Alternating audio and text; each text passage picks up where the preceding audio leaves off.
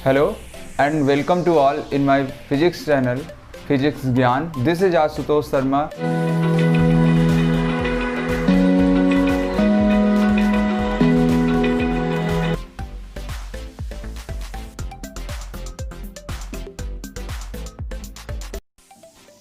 चलिए बात करते हैं क्लास फर्स्ट ईयर के सिलेबस की, 11 के सिलेबस की।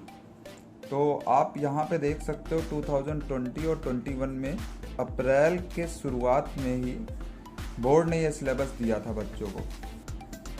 और मैं फिर कह रहा हूँ जिसमें प्रैक्टिकल में कुछ बदलाव हुए थे क्लास 11 और 12 दोनों के लिए, लेकिन थ्योरी में कोई ज़्यादा बदलाव हुए नहीं थे या बिल्कुल भी नहीं हुए थे। आप देख सकते हो आपके सिलेबस में कितने चैप्टर्स हैं, यहाँ से आप बिल्कुल दिखेगा आपको कि कितने चैप्टर हैं, कितने टॉपिक को आपको पढ़ाई करना है, कितने टॉपिक को छोड़ना है। तो ये है यूनिट फर्स्ट जिसमें आपका फिजिकल वर्ड एंड मेजरमेंट था। फिजिकल वर्ड चैप्टर 1 था, इसमें चैप्टर 2 आपका unit and measurement. Second chapter है आपका काइनेमेटिक्स, इसमें चैप्टर 3 है motion in straight line, motion in plane. Chapter 3 आपका यूनिट 3 है लॉ ऑफ मोशन, चैप्टर है इसमें chapter 5 law of motion. Unit 4 है आपका वर्क एनर्जी पावर, चैप्टर 6 इसमें होता है वर्क एनर्जी पावर के बारे में इसमें पढ़ते हैं। Motion and system of particle and rigid body, ये हो गया चैप्टर 7 आपका system of particle and rotational motion में। फिर ग्रेविटेशन आता है जिसमें आपको ग्रेविटी के बारे में बहुत कुछ पढ़ना रहता है। प्रॉपर्टी ऑफ बल्क मैटर जिसमें 3 लेसन आते हैं। एक्चुअली इसमें एक तरह का क्लास फर्स्ट ईयर का सिलेबस काफ़ी ज़्यादा डायनमिक होता है। डायनमिक इसलिए कह रहा हूँ क्योंकि इसमें आप देख रहे हो जैसे कि पहले तो मोशन की स्टडी करते हैं, फिर इसके बाद फिर वर्क एनर्जी पावर आपका आ जाता है, सिस्टम ऑफ पार्टिकल, ग्रेविटेशन, मतलब हर एक लेसन दूसरे क्लास 12th में क्या होता है कि एक लेसन दूसरे लेसन से इंटरकनेक्टेड है। यहाँ पे आप क्या करोगे कि अलग अलग कॉन्सेप्ट को कैसे हम बिल्डअप करते हैं ये बताया जाता है बेसिकली क्लास फर्स्ट ईयर में। तो बल्क मॉडुलस में mechanical property of solid, mechanical property of fluid and thermal property of matter देखेंगे हम। इसके बाद आपका आ जाएगा थर्मोडायनेमिक्स। थर्मोडायनेमिक्स में थर्मोडायनेमिक्स हम पढ़ेंगे, किस तरह से हीट का एक्सचेंज होता है, ये सारी चीज़ें। फिर है behaviour of perfect gas and kinetic theory of gas में चैप्टर 13 आएगा काइनेटिक थ्योरी ऑफ गैस। और लास्ट आपका यूनिट 10 है और ऑक्सीलेशन एंड वेव है, ऑक्सीलेशन वेव इसमें है। तो टोटल 10 यूनिट 15 चैप्टर मिलाकर आपका 70 मार्क्स बनते हैं। तो ये रहा आपका 2020 और 21 में जो CBSE ने सिलेबस दिया था। इसके बाद कोविड-19 की वजह से इसने काफ़ी कुछ बदलाव किया, तो देखते क्या क्या बदलाव हुए हैं। सबसे पहले एक एक करके हम चलते हैं, आगे बढ़ते हैं। जैसे कि फिजिकल वर्ड के बारे में अगर बात कर लें तो physics, scope, excitement, nature of physical draft, physical technology and society. अब नेक्स्ट मतलब सिलेबस में क्या हुआ है कि आपका ये लेसन चैप्टर 1 ही पूरी तरह से हटा दिया गया है। आप देख सकते हो डिलीटेड जो चैप्टर हैं, डिलीटेड चैप्टर आपके क्या हैं, चैप्टर 1 ये आपका पूरी तरह से डिलीट हो चुका है, इसको नहीं पढ़ना है। इसके बाद है unit and measurement. Unit and measurement आपका रहेगा, यूनिट एंड मेजरमेंट में कोई बदलाव नहीं किया गया है। बाकी चैप्टर 1 को यहाँ से हटा दिया गया है, इस चैप्टर को हमें नहीं पढ़ना है। यूनिट सेकंड की बात करें तो चैप्टर 3 देख सकते हो आपका ये है, जिसमें कई सारे टॉपिक्स हैं। Frame of reference, motion in straight line, position time graph, speed and velocity, elementary concept of differentiation and integration of for describing motion, uniform, non-uniform motion, average speed, instantaneous velocity, uniform accelerated motion, velocity, time and position time graph, relation of uniform accelerated motion। तो इसमें chapter 3 से जो हटा है वो क्या है आपका फ्रेम ऑफ रेफरेंस से लेकर स्पीड टाइम ग्राफ तक, जिसका मतलब ये हुआ कि इतने पोर्शन को इस चैप्टर से हटा दिया गया है। तो ये वो पोर्शन है जो चैप्टर 3 में अब नहीं आने वाला है आपके एग्जामिनेशन में। नेक्स्ट लेसन की बात करते हैं तो chapter 4 motion in plane as it is है, इससे कोई भी टॉपिक नहीं हटाया गया, ये पूरा चैप्टर आने वाला है आपका। आगे देखते हैं यूनिट 3 चैप्टर 5 की बात करें तो यहाँ पे आप देख सकते हो इतने सारी टॉपिक्स आपको मिलने वाले हैं। इस टॉपिक्स में जैसे कि institutive concept of force, inertia, Newton's law of motion, momentum and Newton second law of motion, impulse, Newton third law of motion, law of conservation of linear momentum and its application, equilibrium of concurrent force, static and kinetic friction, law of friction, rolling friction, lubrication, dynamics of uniform circular motion, centripetal force, examples of circular motion। तो अगर deleted part की बात करें तो आप देख सकते हो कॉन्सेप्ट ऑफ फोर्स से लेकर Newton third law of motion तक का ही पार्ट गया, मतलब पूरा लेसन नहीं, लेकिन इतना पार्ट यहाँ हमें नहीं पढ़ना है, तो इसको भी ध्यान रखिएगा। काफ़ी बच्चे कंफ्यूज हो जाते हैं कि चैप्टर 5 पूरा हट गया है तो हम पढ़े क्यों, तो इस चैप्टर से इन टॉपिक्स को हम नहीं देखने वाले हैं।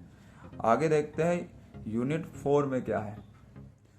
यूनिट 4 बेटा आपका है वर्क, एनर्जी एंड पावर, और इस यूनिट्स के चैप्टर 6 से सारे के सारे टॉपिक आने वाले हैं, कोई डिलीट पोर्शन इसमें नहीं है, इसलिए आपको ये पूरा चैप्टर पढ़ना पड़ेगा। नेक्स्ट देखते हैं यूनिट 5। यूनिट 5 में आपका आएगा चैप्टर 7। इसमें भी काफ़ी सारे टॉपिक आप देखोगे, centre of mass of two particle system, momentum, conservation and centre of mass motion, centre of mass of a rigid body, centre of mass of uniform rod, momentum of force, torque, angular momentum, law of conservation of angular momentum and its application. तो इस chapter में जो deleted portion है उसकी बात करते हैं। Chapter 7 में आप देख सकते हो statement of parallel and perpendicular axis theorem and their application. बहुत ही छोटा पोर्शन है ये, statement of parallel and perpendicular axis theorem. ये आपका सिलेबस में नहीं है, ओवरऑल पूरा का पूरा चैप्टर आपका आने वाला है, बस इतना छोड़ के, मतलब चैप्टर 7 भी ओवरऑल पूरा आएगा। नेक्स्ट अगर हम देखते हैं तो ग्रेविटेशन की बात करते हैं।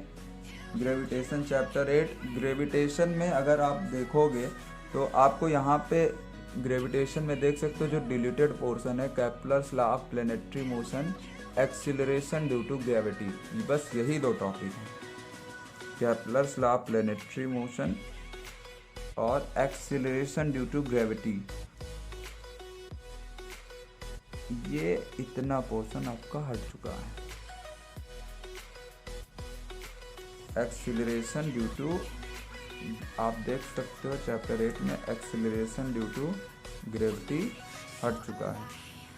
तो यूनिवर्सल लॉ ऑफ ग्रेविटेशन, ये इतना पोर्शन आपका नहीं पूछा जाएगा, लेकिन यूनिवर्सल लॉ ऑफ ग्रेविटेशन और इसी के साथ और सारे टॉपिक्स आपको यहाँ पे पढ़ने पड़ेंगे। नेक्स्ट अगर यूनिट 7 की बात कर लें तो चैप्टर आपका 9 आएगा। चैप्टर 9 से है elastic behaviour, stress strain, Hooke's law, young modulus, share modulus and Poisson ratio, elastic energy. तो चैप्टर 9 में देखते हैं elastic behaviour, share modulus of rigidity, Poisson ratio और इलास्टिक एनर्जी आपका नहीं है। That's mean Poisson ratio, elastic energy, share modulus of rigidity और elastic behaviour, ये टॉपिक आपके नहीं रहेंगे। ये आपका है वो डिलीटेड पोर्शन। बाकी और बचे हुए टॉपिक जैसे स्ट्रेस स्ट्रेन रिलेशनशिप क्या होता है, Hooke's law, young modulus and bulk modulus आपको पढ़ने हैं किस लेसन में, चैप्टर 9 में। बात करते हैं चैप्टर 10 की। तो chapter 10 mechanical property of fluid है और इससे कोई भी चेंजेस नहीं हुए हैं। चैप्टर 10 आपका ऐसे के ऐसे रहेगा। यहाँ आप देख सकते हो चैप्टर 9 के बाद चैप्टर 11 में चेंज हुआ है, चैप्टर 10 में नहीं। तो चैप्टर 10 आप देख सकते हो ये टॉपिक जैसा है ऐसा ही आपसे पूछा जाएगा पूरा। नेक्स्ट है chapter 11 thermal property of matter से क्या क्या आने वाला है। इसमें आप देख सकते हो हीट, टेम्परेचर, थर्मल एक्सपेंशन और कई सारे टॉपिक्स इसमें हैं। लेकिन इसमें जो टॉपिक नहीं आएगा चलते उस पर बात करते हैं, जैसे कि heat, temperature, heat transfer, conduction, convention and radiation. तो ये मोड ऑफ हीट ट्रांसफ़र है, मतलब इसका कुछ बहुत ज़्यादा मतलब नहीं होता। टीचर आपको वैसे समझाएंगे ही समझाएंगे, तो इसका रहने ना रहने का कोई मतलब नहीं है। तो चैप्टर 8 में आप देख सकते हो हीट, टेम्परेचर, थर्मल एक्सपेंशन, जैसे कि हीट आपका रहेगा, टेम्परेचर ये दो नहीं रहेंगे। इसके बाद आपका क्या है कि heat transfer, conduction, convention and radiation, ये कंडक्शन, कन्वेंशन और रेडिएशन के थ्रू जो हीट ट्रांसफ़र है ये आपका नहीं पूछा जाएगा। आते हैं चैप्टर 11 थर्मोडायनेमिक्स पार्ट में। थर्मोडायनेमिक्स पार्ट जो आपका है चैप्टर 12 थर्मोडायनेमिक्स में आते हैं, जिसमें है थर्मल इक्विलिब्रियम और इससे रिलेटेड, हीट से रिलेटेड कई तरह के टॉपिक्स हैं। इसमें आपके 2 टॉपिक नहीं आने वाले, जिसमें है heat engine and refrigerator. Heat engine and refrigerator ये 2 टॉपिक इससे हटा दिया गया है, ये आपका नहीं आने वाला, जो कि आप यहाँ पे लास्ट में देख सकते हो, हीट इंजन एंड रेफ्रिजरेटर। बाकी बहुत सारे बच्चे जो ये सोच के बैठे हैं कि हमारा चैप्टर ही गायब है, तो ऐसा नहीं है। चैप्टर का बस कुछ पोर्शन ही यहाँ पे नहीं पूछा जा रहा है। बात करें यूनिट 10 चैप्टर 14 की, तो चैप्टर 14 आपका है ऑसिलेशन। यहाँ आप देख सकते हो 12 के बाद 13, 14 जो 2 चैप्टर हैं वो पूरी तरह से आएंगे। तो 13 हुआ काइनेटिक थ्योरी एंड 14 हुआ आपका ऑसिलेशन। तो यहाँ पे कोई बदलाव नहीं हुआ है, मतलब ये सारे के सारे टॉपिक आपके पूछे ही पूछे जाएंगे।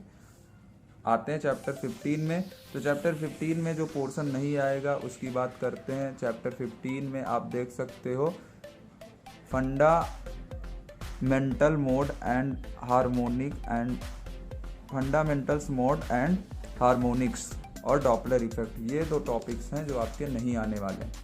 तो अगर आप यहाँ पे देखो तो फंडामेंटल मोड एंड हार्मोनिक और डॉपलर इफेक्ट, यहाँ बीच में बीट पड़ता है, इसको नहीं हटाया गया, ये आपका आएगा ही आएगा। और काफ़ी इम्पॉर्टेंट हो जाते हैं एक्चुअली जो बच्चे कंपटीशन लेवल की तैयारी करने वाले हैं और उनका क्लास फर्स्ट ईयर के सिलेबस पे कमांड काफ़ी अच्छा होना चाहिए, बहुत ही डायनेमिक होता है, इसीलिए ये काफ़ी इम्पॉर्टेंट बनता है हमारे लिए। तो ओवरऑल देख ले तो लगभग सारे लेसन नहीं हटाए गए हैं, कुछ ही पोर्शन उससे हटाए गए हैं, तो इससे बहुत ज़्यादा इफेक्ट आपको पड़ने वाला नहीं है। मेरी मानिए तो आप सारे टॉपिक्स लेकर चलिएगा, बाकी एग्जामिनेशन के व्यू से आपको बस उतना ही पढ़ना है जितना मैंने यहाँ पे आपको बताया।